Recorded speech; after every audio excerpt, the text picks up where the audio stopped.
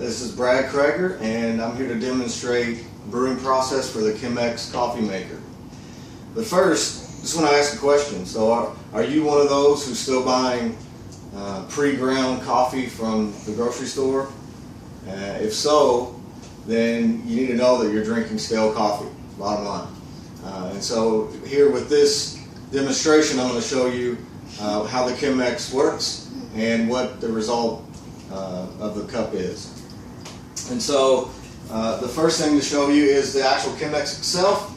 So as you can see, it's a glass container.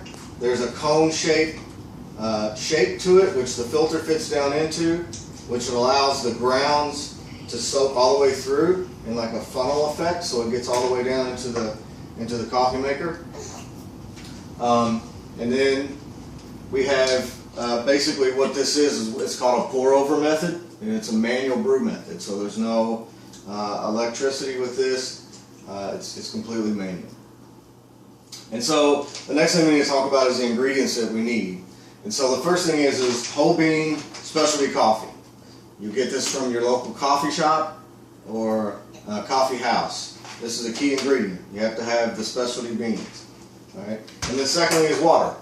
Okay? And so that's the ingredients we need. The equipment that you're going to need is a water kettle. Of course, the Chemex itself, the Chemex filters. You'll need a burr grinder and a scale. Okay?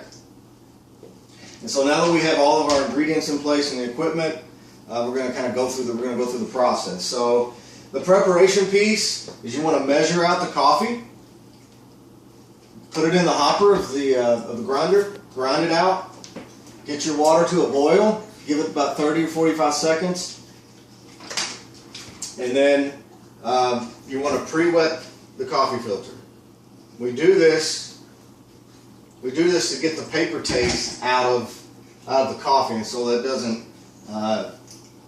doesn't mingle with the coffee, and we get a cleaner, more pure coffee taste.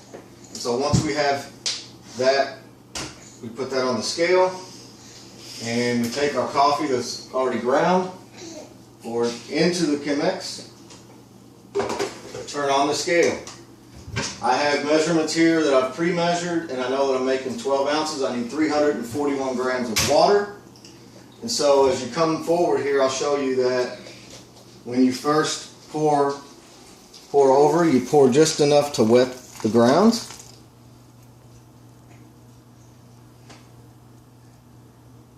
Okay, let it sit for a moment. This is actually the blooming process where the coffee is being extracted. And then from here you just want to wet all of the ground.